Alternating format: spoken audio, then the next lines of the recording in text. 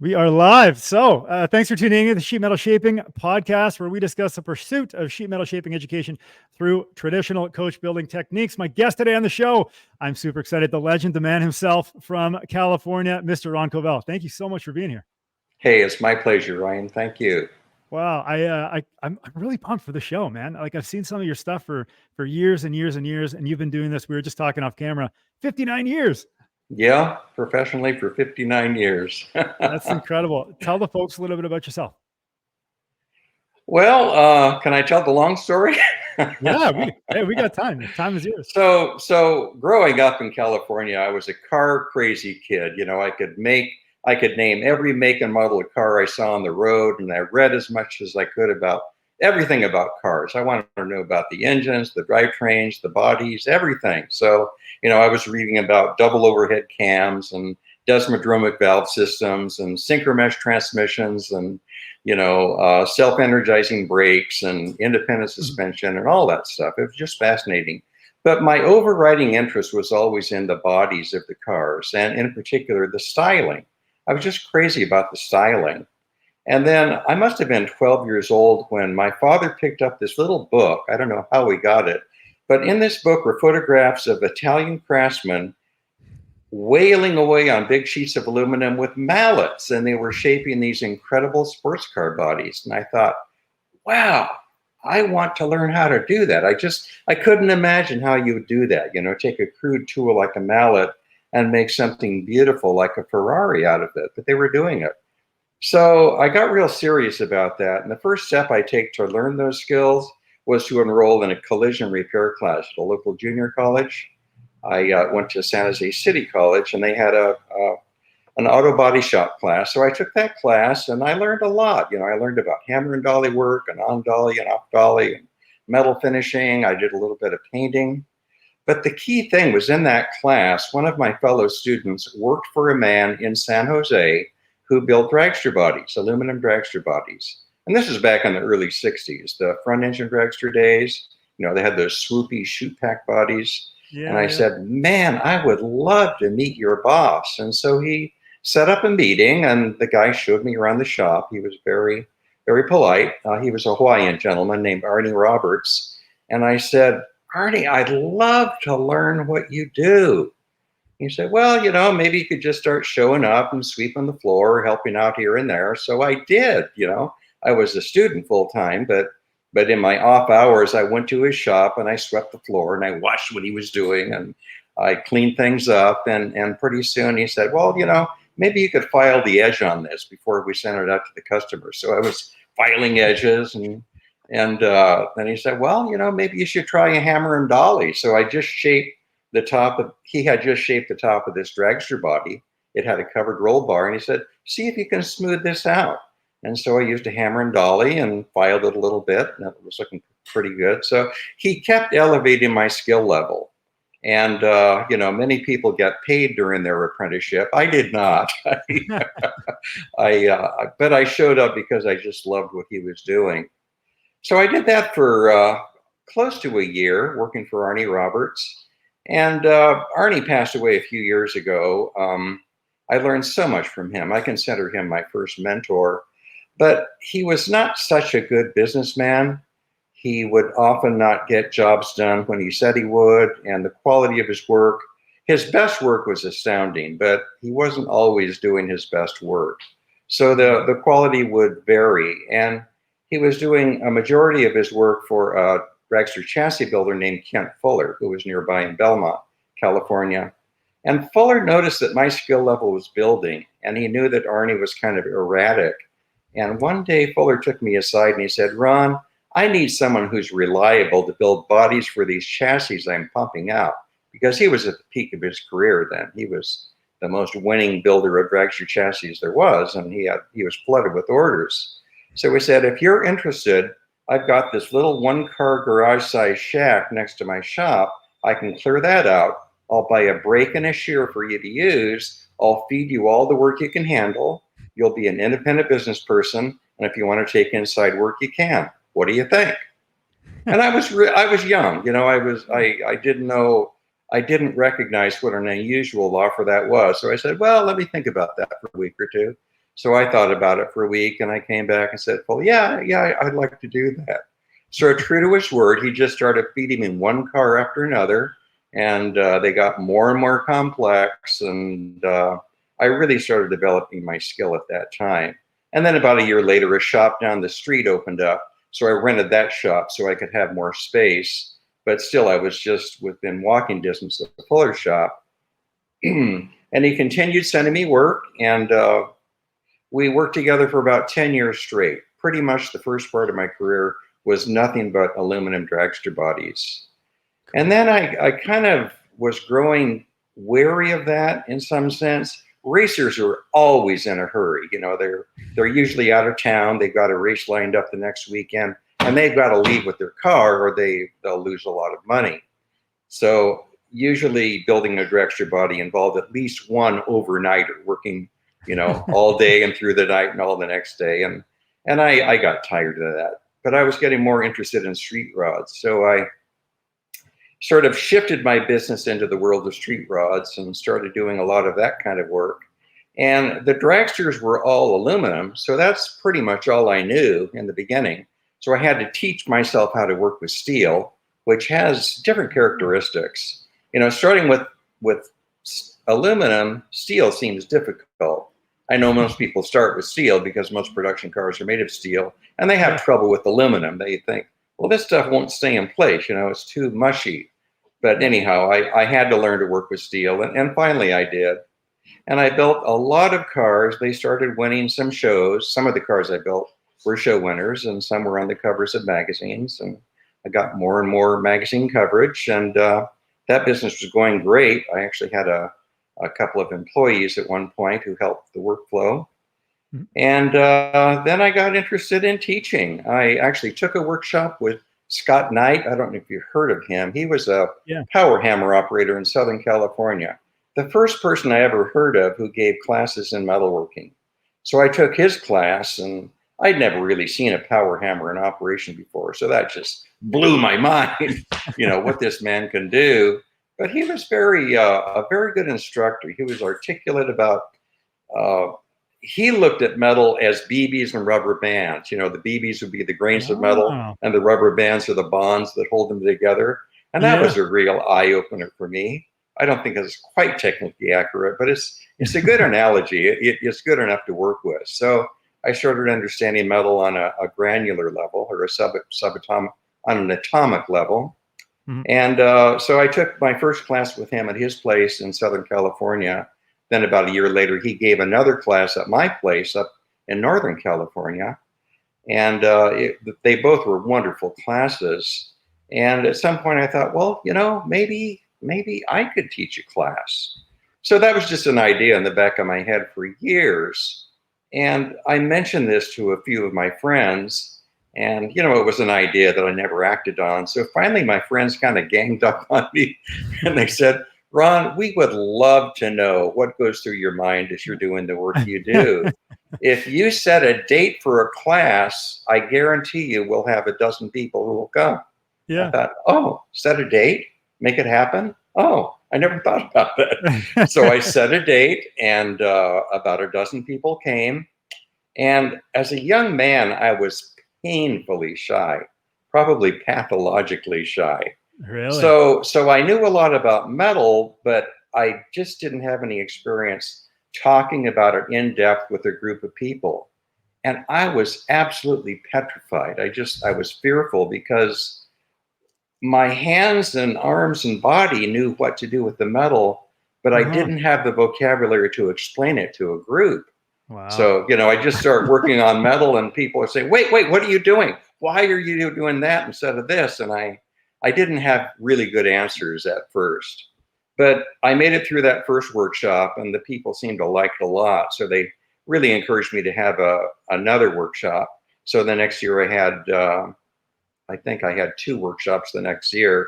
And even with the second workshop, I just felt more flow. I kind of found my voice with it. You know, I got over a little bit of my fear about talking to groups, and I developed a vocabulary about, you know, well, when you hit on dolly, this is what the metal does. And when you hit off dolly, it does something quite different. Let me show you the difference. So I felt like I could communicate my thoughts much better. And so the next workshop I gave 4 workshops, and then I thought, well, maybe I could travel with this thing. So I started calling street rod shops across the country, and immediately found people who were eager to host workshops. So I traveled more and more, and I gave 8 workshops one year, 12 the next, and I thought, well, maybe there's places out of the country that would like to host workshops. So to bring all of that into a shorter story, so I've taught about 648 workshops, one-day workshops all across the country and in 8 countries outside of the U.S. And I met some wonderful people, and I've been in some fabulous shops, and I just learned so much with that. Oh my So goodness. that's the workshop part of my history, and I stopped doing customer work about, it's probably been 12 or 14 years. So what I focus on now is just the teaching. And I've gotten into writing and making YouTube videos.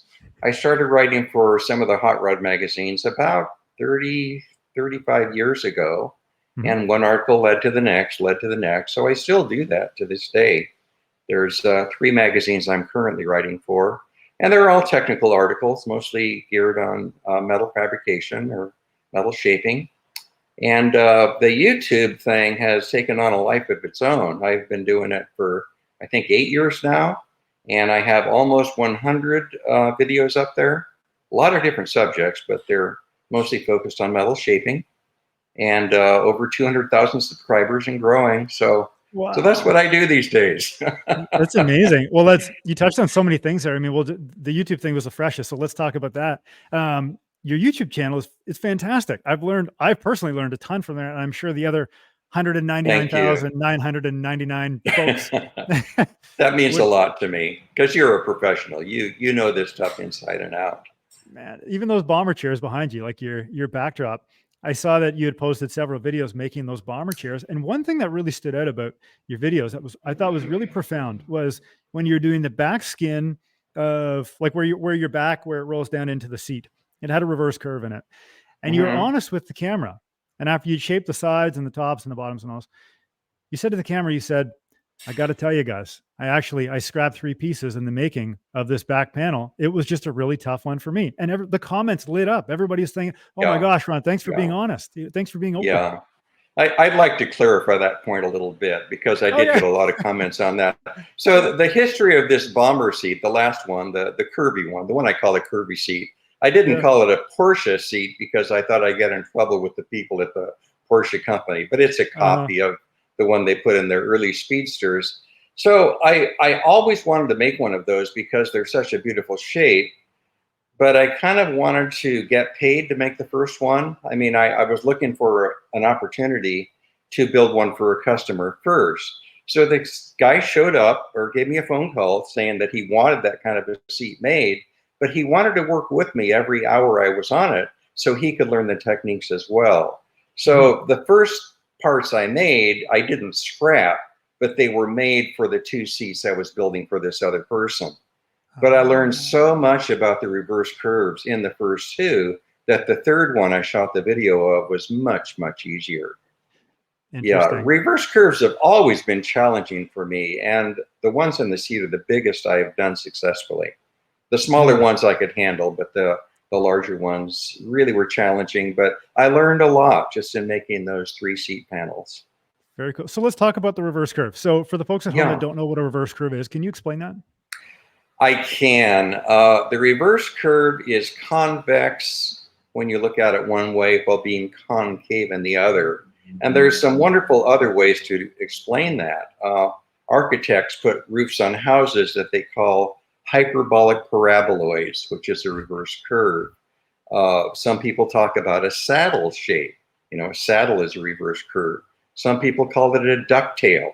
The back of a duck where the tail comes up, that's a reverse curve. But the best definition I've ever heard comes from Kent White. He said, a reverse curve is a shape that will not hold water on either side. Isn't that great? That is fantastic. Yeah. Yeah. Too funny. And then when you're doing a reverse curve, what is different about shaping those versus shaping your typical compound curve?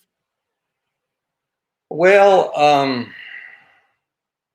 the key to it is you need to stretch it in one direction. Let's say stretch it right to left while not stretching it front to back. So most of the traditional sheet metal tools like a hammer and dolly, a power hammer with curved eyes, an English wheel, they all stretch about the same amount in both directions. So it's challenging to make a reverse curve with those tools. But with a power hammer with linear stretch dies, or a planishing hammer with linear stretch dies, or a pullmax with linear stretch dies, you have much more control over the process. In fact, I built this bomber seat with the English wheel primarily and a manual stretcher, but it's much easier to do if you can accomplish a linear stretch. Gotcha. Do you typically operate on power tools, on hand tools? What do you prefer to do this type of work for the reverse curves? I got to turn my phone off. Pardon me. Give me just a second here. Yeah.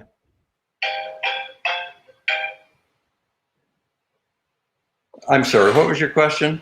Yeah. When you're doing these reverse curves, do you prefer to Yes. use power tools, hand tools, pneumatic tools? What do you like the best? Well, my favorite shaping tool is the English wheel, and I also have a dake machine, which is kind of a pullmax, and I use both linear stretch dies in that and the thumbnail dies. So not the thumbnail so much on a reverse curve, but the linear stretch dies. Gotcha. Gotcha. Now, for those bomber seats behind you, you went through the Yeah, process, and I noticed that the uploads had taken place over the course of about a year. So when you yeah, were making that for your customer, yeah. were you just releasing the videos successively, or did it just take you that long to come to the end of the project? So the arrangement I had with this man I built the seats for was he would come by my shop one day a week for 2 hours at a time, and he couldn't make it every week because he had, a day job. So it took a year to make the first seat. Very cool. And in terms of like total time spent on a seat, how long do you think it would actually take you if you were to work on that, 8 to 10 hours a day for a whole day kind of thing? Yeah. How long could somebody reasonably expect, once they've acquired skills like you have, how long could somebody reasonably expect to spend on a bomber seat like that? Well, I would spend at least 2 days making the buck for it, so we can Yep. set that aside. So once there's a buck or an original seat to work off of, I'd figure probably 4, maybe 5 days work to do that. There's a Yeah. lot that goes into it. I It spent really more is. than a day just putting the holes in it. So, the thing Swiss cheese back there. Look at that thing. Holy. Yeah. Uh-huh. One other thing that I noticed about your YouTube channel is you're very good at patterning and fixturing and all of the woodwork that surrounds the sheet metal shaping craft. That's not even sheet metal shaping in itself. So let's dive into that a little bit. What is it about the patterning side that you enjoy so much, and where did you acquire those skills? Well, Arnie Roberts, the Hawaiian man who was my first mentor, he showed me how he made patterns. And it was pretty fascinating. So to make a dragster body, he would put a big piece of paper, chipboard, heavy paper. He'd put it on the side of the dragster chassis, and he'd sketch in lines representing the edges of all the panels. And he'd make them a little bit oversized, let's say an inch to an inch and a half oversized. And that became his pattern. And he knew from experience how much the metal would decrease in height as you curl the top and the bottom edges over.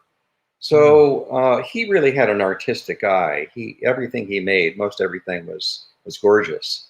And I just kind of learned that from him. I got it. I understood his method very quickly, and I kind of use that same technique today. And I think, I'm not saying this to brag, but I think I was gifted with a good eye. I have a sensitivity to shape. Maybe that's a better way to put it. So I can look at something, and very often I'll say, well, that looks okay, but if we move this even a quarter of an inch, it will look better. Yeah. That's a skill I've learned not everyone has, but somehow I have or have developed that skill. So the pattern making is crucial. If you have a pattern with an awkward shape, I guarantee you the finished part you make will have an awkward shape. If there's a curve that should be continuous and there's a kink in the middle of it, well, that's that's going to destroy that will mean the part you shape will have a kink in it. And if you want a smooth curve, you got to get rid of that first. So the patterning was really crucial. Mm-hmm. The element of design, I think, is something that not enough people talk about. Like, it's one thing to bang out a piece of tin, but like, Yeah, if the tin is ugly, like if that car doesn't have that nice, beautiful profile or a highlight line down the side, I mean, people might say, yeah. cool, it's, it's a hand shaped car, but like, it doesn't touch the soul. I have seen so many cars that are beautifully crafted, but the design is Yeah. perhaps awkward or perhaps downright not attractive at all. Mm-hmm. Yeah, and my buddies, the people I hang out with, they all have an interest in the shapes of things too. Another piece of my background I didn't talk about is art. After building dragster bodies for 10 years, I actually went to art school and thought I was serious about becoming a sculptor at one point in my life. But after getting out of school, I sold a couple of pieces, but I just realized, Ron, there's no way you're going to make a living doing this. So I went back to building cars for people, but everything I learned in art school, I brought with me along the way. And I Mm-hmm. learned so much from my instructors in school, and many of my fellow students are still friends to this day. So we have long conversations. We'll go to a car show and say, well, that car's really cool, but if they just changed that a little bit, it'd be so much better. Yeah. So that's a big part of my life. Was this a school in California? Yes, San Jose State University. Awesome. So back to buck building and patterning. When you're Yeah, working with bucks, do you prefer a metal buck, a wood buck, and how come? I have made quite a few wire form bucks, and they're good for certain things, but by and large, I prefer wooden bucks. And I can't. Well, let me think about why. I should know why.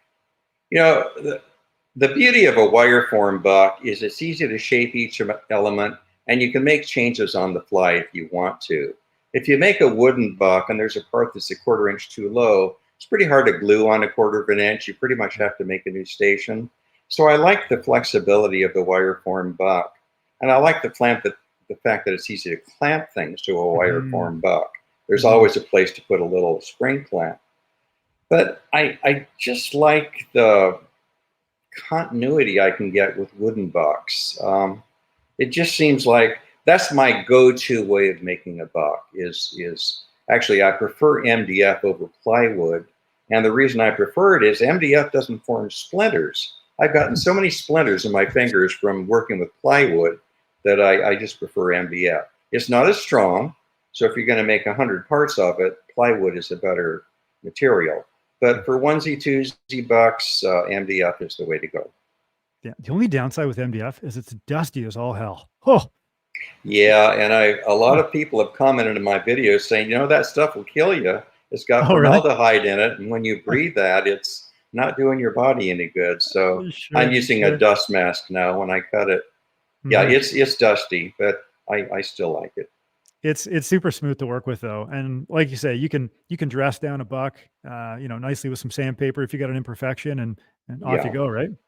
Yeah. yes, In terms of absolutely. when you're making your patterns and when you're making your bucks, let's talk a little bit about that process. If Yeah. somebody says, Ron, I want to make a panel, whether it's a motorcycle tank or whether it's one of the seats behind you or a car quarter panel or something, where do you start? Well, you start with what you've got. I mean, if you have an original part to copy, that's the best case scenario. In some case, let's say you had to make a fender for a car. If you could borrow an original fender or a fiberglass reproduction, you probably would not need to make a buck. You could just use the existing part as a buck. Or if you have a right side fender and you need to make a left side fender, you can take patterns off the right side to make the stations for the buck on the left side. So that's kind of the place to start. If all you have is a napkin sketch or maybe a photograph of a car or motorcycle that somebody likes, then you've got to use your imagination to turn a two-dimensional drawing or photograph into a three-dimensional buck.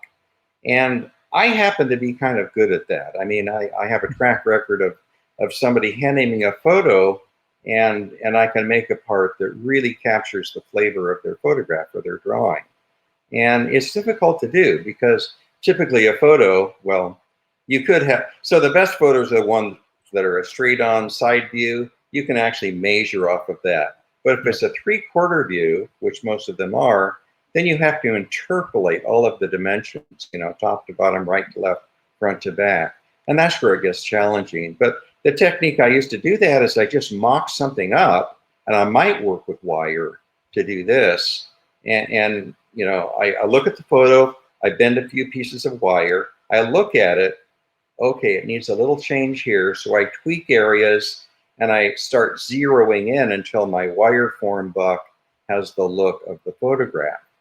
And of course, if you have several photos to look at, that's much better. So that's kind of how I would get started. Mm-hmm. And then in terms of when you're working with that buck, I mean, if you're doing multiple repetitive parts, is a buck the best way to go? At what point would you say, you know what, we need to have this thing stamped, or we need some kind of a hammer form to pound over top of? When do you become like quasi manufacturer, and when do you become the one-off part that you'll probably never make again? That's really a good question. I've made some really sketchy bucks for parts that I knew I was never going to make again. But I'm kind of a craftsman by nature. I prefer to refine things when I can. So if the budget is there, I like to make something that's fairly rigid, fairly durable. It all depends on the job. Now everything I do is for myself. I don't have a customer with a budget to work with. So I take things much farther today than I did back when I had a budget to work within. But my preference is to really make things as well as I can. Last question on the bucks before we talk about what you just mentioned. If you wanted to take a part that you have a buck on the right side for, and you wanted to make it on the left side, how would somebody effectively mirror a buck to get the opposite part? Well, I've got a great YouTube video on just that. Oh, is that so? Yeah, it's what's the name of the video? It's a 3-part series. I think it's just called Making a Fender. But to put it into words, first I take the fender and divide it into bite-sized pieces. I put lines of tape on the fender where I want the stations of the buck to be. And I think in the case of the 36 Ford Fender that I made, I divided it into 6 pieces when seen from a side view. Then I used 1/4-inch plywood to make templates that followed the shape of each of the lines of tape on the fender. And then those templates were used to cut the MDF, which would be flipped over to make the other side. So it's pretty straightforward, really.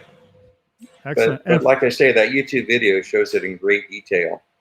Ron, for the listeners, Ron's very humble, and he has several videos that are actually for sale on his website. And the videos are fantastic. I've watched, I would say, a better part of half to 3/4 of them. And like over the years, they're so like, you just have a way of explaining things. And yes, you can have YouTube stuff for free, which is amazing, but also too on his website, they're so educational and so inspiring to actually see. And you're able to put those out there for everybody to rent or download and buy and so on. So for anybody who hasn't checked those out, definitely check those out.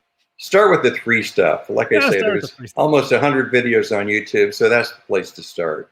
Yeah, for sure. Let's talk about, so you had mentioned a few minutes ago briefly that you don't have any customers anymore. You just work for yourself. What does that look like today? Well, I have a shop full of really nice tools, and whenever I want to make something, I do, and I shoot a video about it. It looks really good. And one weekend a month, I teach a class to one student at a time. That's so cool. Really, I am so happy with my life now. I can get up in the morning and pretty much do anything I want. And I don't go to the shop every day. I go many times a week, but if I want to go to the beach or go to a car show or visit a friend, I get to do that. Yeah. I'm 78 years old, so I think I have earned it. But it's a great place to be. Come on out to Toronto. Come build some stuff with me. That would be fun. Hey, that would be cool. Yeah. It's been a long time since I've been up in that area. Absolutely. So would you say that your business now is primarily reflective of making metal components strictly for YouTube? Is that the game? Well, probably the biggest thing I do is the teaching. Yep. And the next biggest thing is we're still selling DVDs, as you mentioned. That's the second area. I have developed some tools in conjunction with a company called Trick Tools. So there's a line of Covell tools you can buy. hammers and dollies and English wheels and a few other things. And I do writing. I write for several different magazines about metalworking topics. So that's what Ron Covell does these days. Plus going to some great car shows and having great conversations with my friends. Absolutely. For the students that you do teach, what do you figure one of the main difficulties they have is or are when they come to your shop and say, Ron, I want to learn how to shape metal? What's the first thing you tell them, and what do they struggle with the most? Well, every student is different, of course, and they come to me at all different levels of experience. If it's a beginner, I just work with them first to say, we need to start with hand tools. And basically, you're going to start with hammers and mallets, and there's different kinds of hammers and mallets. And I want you to see what the difference is between them. And, once they learn the difference between a low crown hammer and a medium crown hammer and a high crown hammer, then I show them how to do linear stretching with a hammer, a hammer with a chisel shaped back. Mm-hmm. And it all takes off from there. And people learn at different rates. Some people can spend all days with nothing, doing nothing but hammer and dolly work. And other people want to try the English wheel and the planishing hammer and beating machine. So it's tailored to the interest of an individual. Some people come to me with particular projects in mind. Like about a year ago, I had a student who made banjos, and he wanted to make a copper body for a banjo. And I'd never done that before, but I got what he wanted. It's a band of copper with a wired edge on both the top surface and the bottom surface. But it had to be done to a high level of accuracy, and it had to look beautiful because it was an expensive banjo that he was building. So that was a wonderful opportunity. And he had a CNC router. He's a retired engineer, so he was able to buy a home shop router for himself. And he made all the patterns we used for hammer forming the flanges before they were wired. So that was a wonderful experience for both him and me. I think you did a YouTube video on that too, didn't you? Yes, I did. Uh-huh. Yeah, that was really neat to see you put the wire in and then see you form it. Yeah, I learned a lot on that. And I noticed that you had a Lassie metal shaping bead roller in that video. Yes, I do. Yeah. I took a class with Lassie several years ago, and he took one of my classes. So we're friends. He lives in Pleasanton, which is about an hour's drive from here. So we get together, not often, but every year or so we get together for lunch, and we just keep in touch with each other. Yeah, he has a really unique view about metal shaping. You should have him on as a guest. Absolutely. Definitely, you should. I'd love to have him for sure. Yeah, and he's got his own line of tools. Well, he may have stopped making tools. When I last talked with him, he said he'd grown tired of making tools. He's a one-man show. He doesn't have a crew of people. So every machine he's sold, he's built with his own hands. Wow. And, he's getting older, as we all are. And he's more interested in pursuing the teaching than the tool making. So, absolutely. So I'm not sure that his tools are still for sale. They may be. You'd have to check his website. Yeah. Well, Ron, this has been so much fun. Just to have you here, like quite literally the legend himself. Your face is all over the metal shaping community, whether it's videos, paid or free, YouTube, books, at the SEMA show, rolling a panel through an English wheel. Like, you're everywhere. So it's really incredible to have you here and sharing your vast knowledge. So from me to you, from all the way from Canada to California, thank you so much for being here. How can people find out more about you? Well, you can go to my website, which is covell.biz. I think that's on the banner running on the bottom of the window. I'm on YouTube. Just go to YouTube and type in Covell. It's an unusual name, so just one name will get you to 98 videos. And I'm pretty responsive to email, too. I like to answer people's questions who email me. So my email address is Covell, like my name, at cruisio.com. I live near Santa Cruz, so that's where Cruzio comes from. So it's Covell at cruzio.com. There you have it, Ron Covell. Thanks for tuning into the Sheet Metal Shaping Podcast. Don't forget to like, share, follow, and subscribe.